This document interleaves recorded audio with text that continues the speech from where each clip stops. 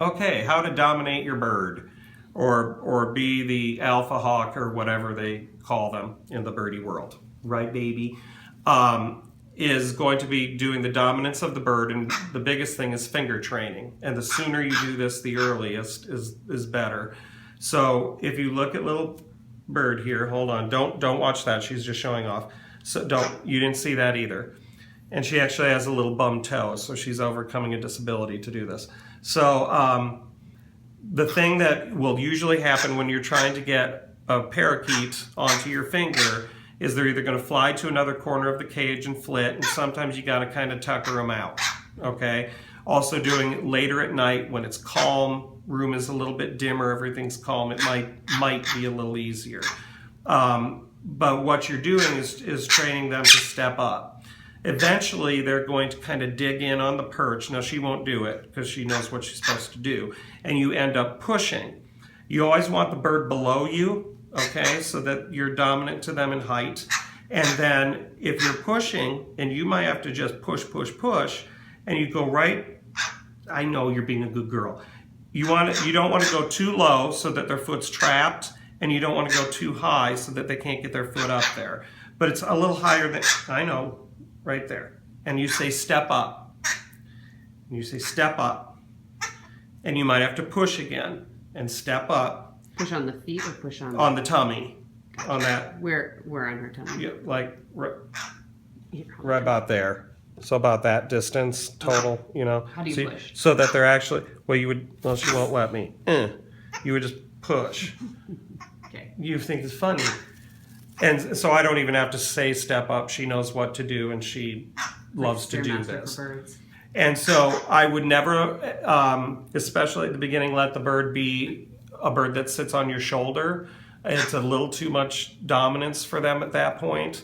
So especially at the beginning, I would keep it that the bird is always lower than you. And I mean, we can be a little silly. Always doing this, especially with a new bird in a room that doesn't have, all of a sudden somebody's going to dart through, or the dog is, God forbid, going to run in, because that could be death. But you want it quiet, smaller with a parakeet, obviously would be better. Now, we had one that we didn't clip her wings, and she flew from her cage to the curtain rod, from the cage to the curtain rod. So Wendy had to be at the cage, I was at the curtain rod, and we just kept trying to get her on our finger, which she didn't want to do. She'd go back, forth, back, forth, back, forth, back, forth. Finally exhausted, we could get her in her cage. Most of our birds, especially at the beginning, we have that the trim so that it makes it easier. And so you can just see she does this. But many times, especially if it's a male parakeet, in my experience, one of the first things they'll start saying is step up, because you've used this through their training. If they start really huffing and puffing and being upset, stop and just try it again 20 minutes later. And it'll take a little time, and excitement is positive for them. So if we do, we do it and she does, oh, good girl, oh, such a good bird, high or whatever, all the silly talk you would do, very excited that we stepped up, and this is what we get. So it's a little bit of a, oh, good boy type of thing. So, oh, good girl, yeah, such a good girl, oh, good girl, oh, you my little baby, yes. Mwah.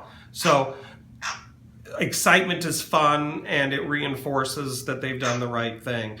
And this can be a little bit difficult at first, and if you're just, she won't let me do it.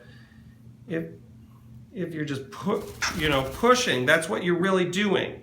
You're pushing so they get off balance. The only thing they can do is step up onto your finger. That's what you're going for. That's actually a take-home message. Edit everything else out. Push. There, see that? Push, push. And they know they're not going to go far with that. Now, if they do fly away from you and get down to the ground, and you've left them enough wing to do that, and they get down to the ground, where are they going to go? Eventually, they're going to walk around, they're going to get tired, you're going to stay with them and be kind and loving, and you keep that finger going after them, and eventually they're probably going to get on your finger, because you're the safest thing they know, and that'll reinforce it as well. And make sure that if you are trimming the wings, that there aren't any enemies in the house, because if their wings are trimmed, they can't escape and they'll be dead. So that's it. Thanks.